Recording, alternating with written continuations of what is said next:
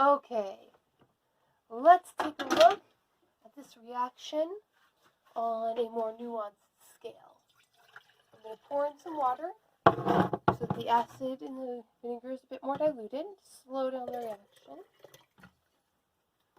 Then I'm going to put in just 1/2 of a tablespoon of baking soda.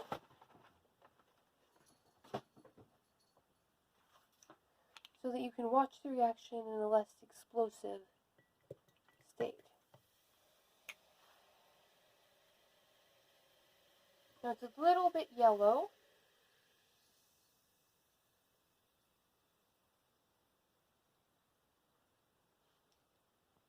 So you saw when the baking soda hit the water vinegar mix, which is really just dilute vinegar because vinegar is mostly water, what you got was thousands and thousands of tiny little bubbles releasing suddenly. Those bubbles were gas that was forming and releasing. The gas that is released is carbon dioxide gas. The carbon molecules bond with 2 oxygen molecules because of the acid and the base mixing.